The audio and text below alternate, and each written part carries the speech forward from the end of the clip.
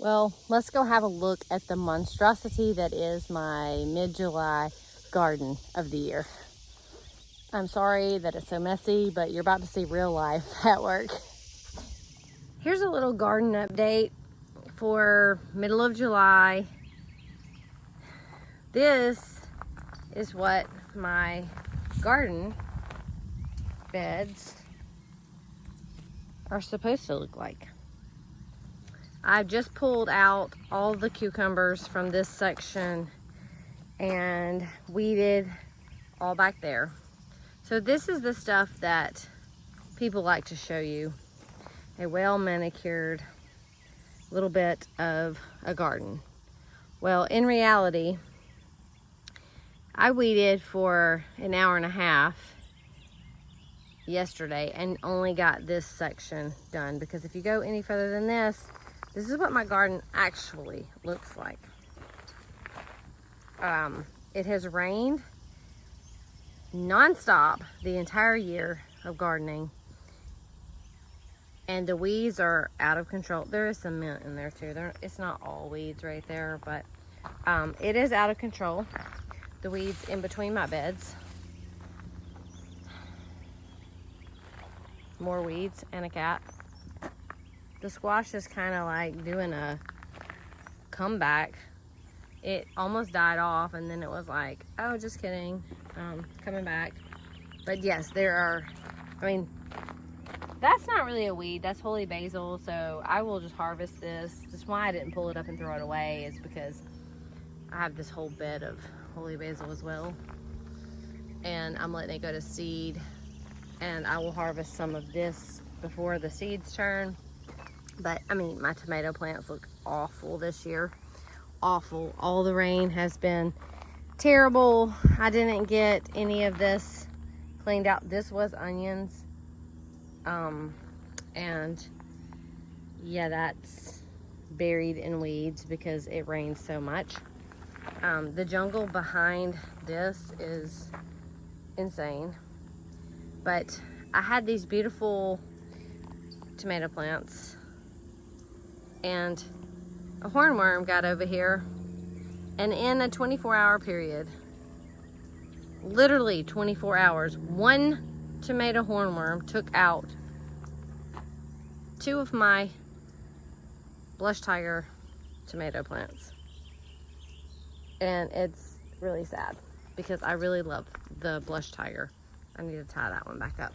But they look like this little long fingerling little thing.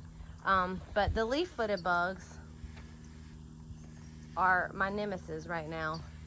They are full force out here wreaking havoc on my garden.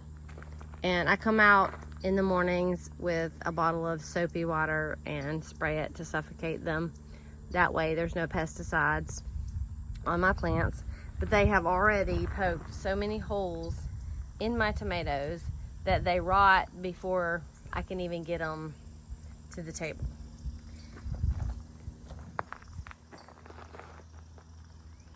Everything's kind of drying up a little bit here. Not sure why. This just didn't do very good. My spaghetti squash I don't know if it was just too wet or what. Everything is out of control. Look at this. It's ridiculous. Like, I don't even know. How am I supposed to weed this? I think I'm gonna have to weed eat it down and then spray some vinegar on it to kill those roots before all this seeds again and has more. The jungle of getting out of my doorways are even hard for me to open them. And then we have, for sure, all of this beautiful Johnson grass. Y'all, this is probably the worst my garden has. I can't even walk through that. This was my little cottage flower garden. That is my cottage weed garden, because it's so out of control. There was just no way to get down here and do anything with the amount of rain. But I will tell you one thing.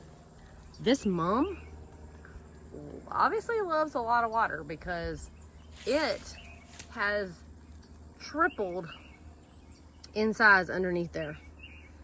There's some black-eyed Susans down there, but oh my goodness, it is so ginormous, and I just moved it from somewhere else. These tomatoes look a little ridiculous as well. I've already had to pull up so many that have died, but I mean, this is not the place to plant them, obviously.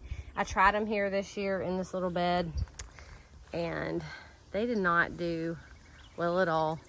The zinnias, however, are not struggling one iota, nor is the perennial spinach back here.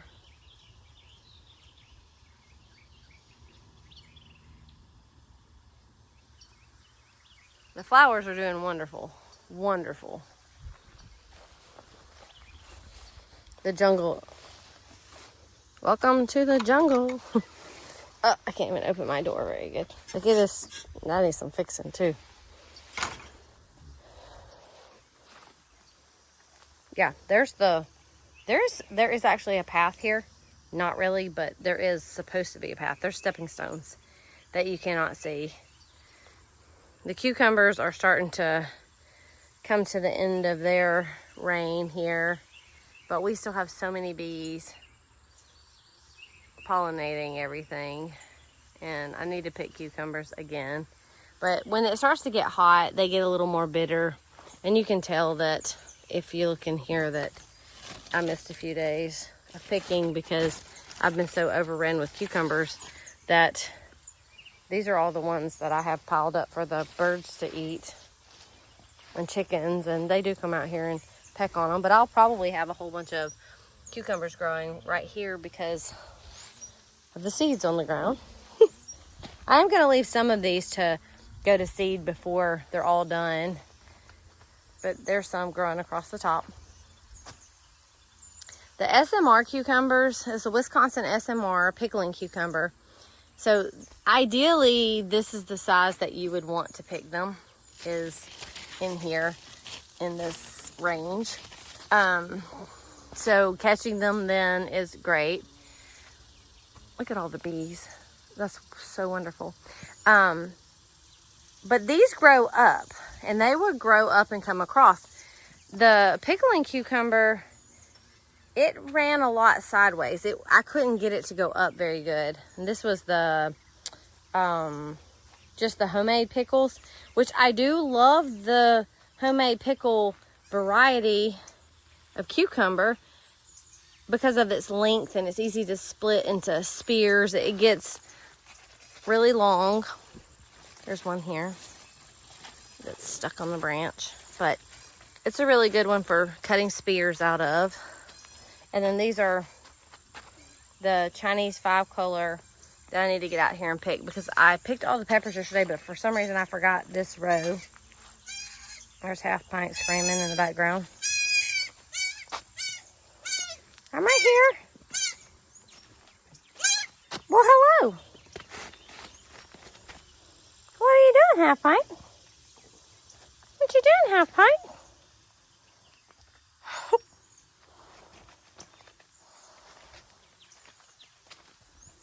Well, the cayennes are starting to turn red. I have a whole row of cayenne pepper here and Tabascos. So there's 3 cayennes and there's 3 Tabascos, and there's a lot of yellow Tabasco on here. But those will turn red and orange as well. And the Chinese 5-color pepper has purple, a tan-ish beige, then it turns to a yellow, then it goes to orange, then it goes to red. So they are actually very pretty, and they actually make a very good flower bed type, you know, just aesthetic for your flower beds. Even if you don't eat hot peppers, they'll be beautiful just planted. I have not weeded this side yet. These little chamber bitters are taking over as well. And then my rogue tomato on the other side in a nice little bug. The sunflowers are pretty, And the zinnias are so pretty. Hidden into all the weeds, there are a few other things. There's some asters, and there's some yarrow, and some different things down in there. There's a cucumber vine going that way, and there's a cucumber vine that's trying to take off that direction. I probably need to grab it and throw it back on the top so it'll go that way. Get over here. There we go. Fix it where it'll go back. Oh, I just kicked half pint in the head. There's some yarrow right there. And these are some of these cow peppers, but they're supposed to be sweet and they're supposed to be red. They're actually called Del Toro or something. So it is a cow pepper. Let's walk down this way. Oh, I'm gonna trip over all kinds of animals. The arch looks beautiful going into the tomato bed. I have zinnias planted on the outsides. This arch has a loofah. So I'm getting my sponges and they're all in there. But when I planted this, I planted my row of okra. Literally did not realize that this and this would leave me no room really to squeeze through on either side, which is okay. I'll just back it up next time. But we are definitely getting some pods of okra. Let's look in here. There's some flowers, and there's a little pod right there coming on.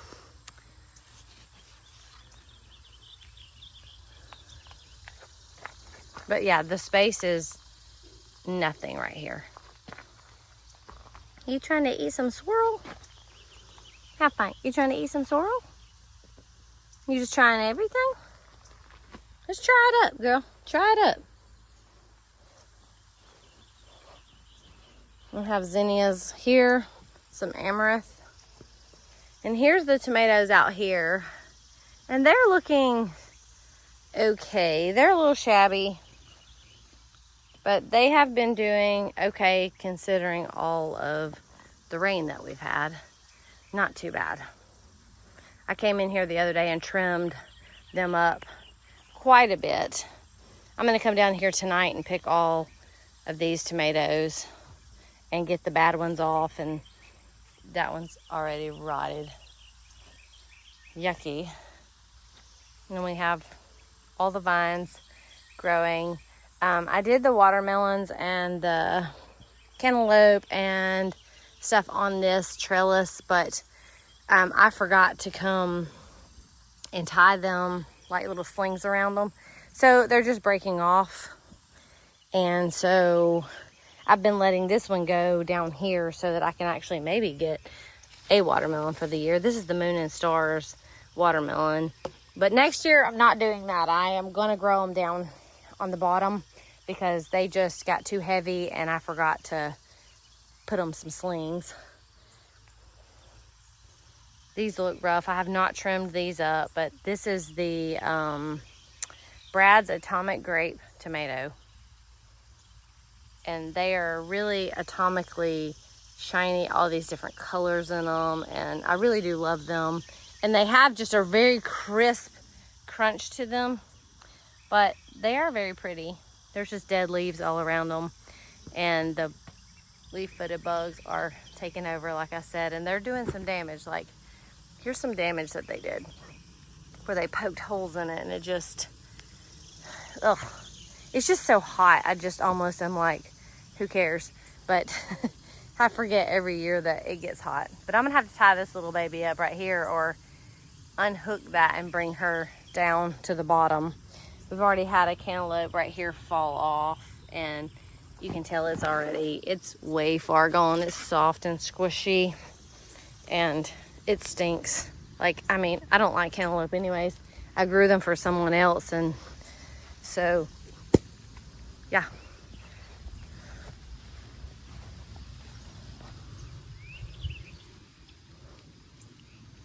Smells like a cantaloupe. Ugh.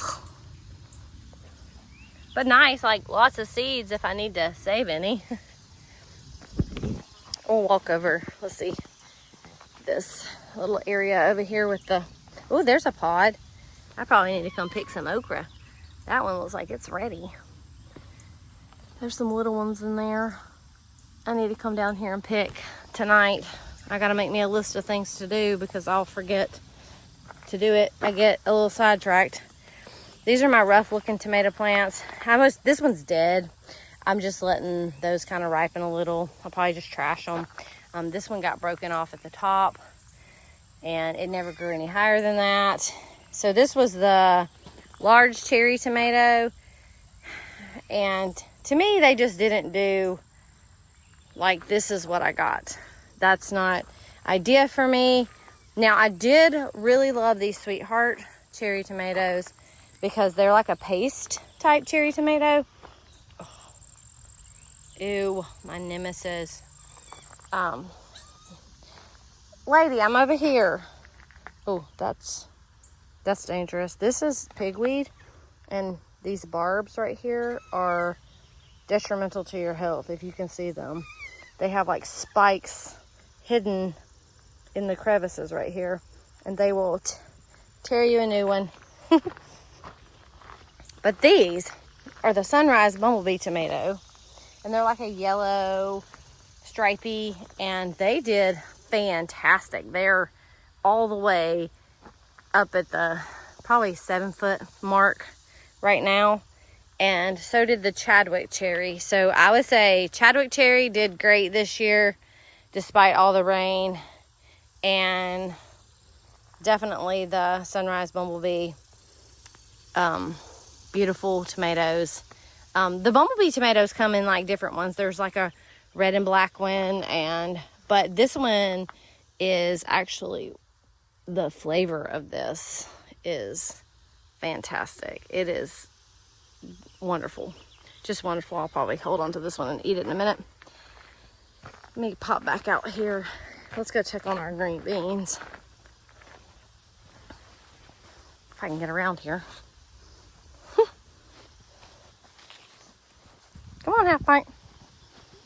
Hey, Mav.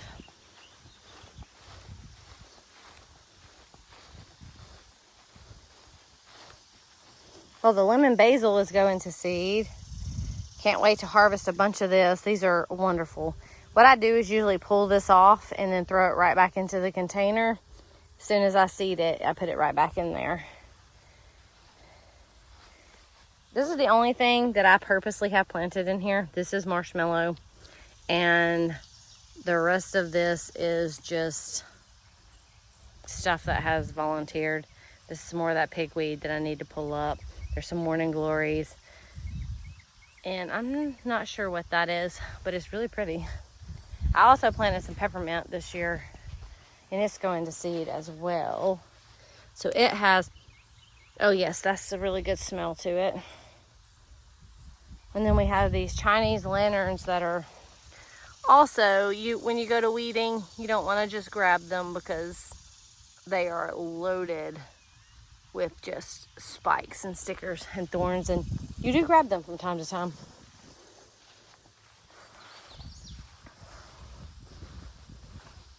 So the green bean tunnel looks a little meh. I need to come out here and pick these. There's a little bee having a heyday. Little stink bug up there. That and the Japanese beetles, they're tearing everything up. My beans are pretty much getting dry. These are let me put this over here. I'll show you. These are, got a bug on my arm. These are black beans. The Cherokee purple black bean, Cherokee Trail of Tears. I saved all of these seeds this year. I'm going to put these up as dry beans, and then I'm going to save a lot of them for seed. So this year I didn't pick them. They did not make a great green bean. I did not like them as a green bean. I'm going to try them as a dried. I'm going to can them into black beans with some seasoning already in them. And that's what I'm going to do, and save some seeds because there's a lot of them. And they turn purple when they're getting ready. So purple is when you would pick them if you just want to eat beans, and then you let them dry if you want dry beans to put up. But these are about finished. And I really could pull all this off and replant beans again if I want to, but I'm just not going to do that this year. I think one and done is fine. And then I came out here and planted roselle as well in the beds. When the squash and zucchini died, I put roselle in its place. So these are the roselle, which is the hibiscus, and it is what I use for hibiscus tea. So it has a very cranberry taste to it, and I'll get the calyx and I will dry those out. I do chop them first because I've learned it's a lot easier to chop them before they're dry. They get really rock hard when they get dry. And then of course our little mullein patch is doing really well. It's growing really big. This is first year plants.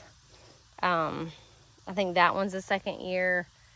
But I've got a weed out here as well. Even though those usually get big enough that the weeds don't bother them, I'm going to come out here and weed early in the morning, about 5:30, 6 o'clock, when it's not, 1,000 degrees out here like it feels like it is right now. But I mean, it is a little overwhelming when I look out here and the amount of weeds. These used to be strawberries. Oh, I let these things go. There are no longer strawberries probably in here, but I needed to move these beds anyways, and they had sunken down too much. So it was like a whole revamp. I'm going to replant. And then I have this beautiful random moringa tree growing in here, which I think did not come up as a seedling. And when I dumped the soil into here, the seed decided to germinate. So I do have a beautiful moringa growing right here in my weed beds. Beautiful weeds everywhere. They're so tall. This is dented in. I got to fix it where I backed the car into it by accident with my wheel. Happens. But y'all see this mess. This makes me just want to walk away and go, thank goodness that I put paths of rocks down, or this would have been my whole path this year, I think. And that would have been atrocious.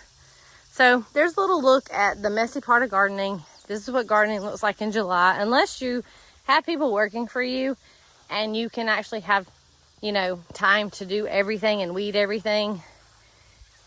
I mean, this section to me looks the best. I think I kept it up more than anything, but we couldn't get in here and weed eat on the back side. But where I'll have to walk, I can pull this grass up out of the rocks, and this looks pretty good because we can cut in between here. So as far as how it looks, I don't think it looks too bad in this section.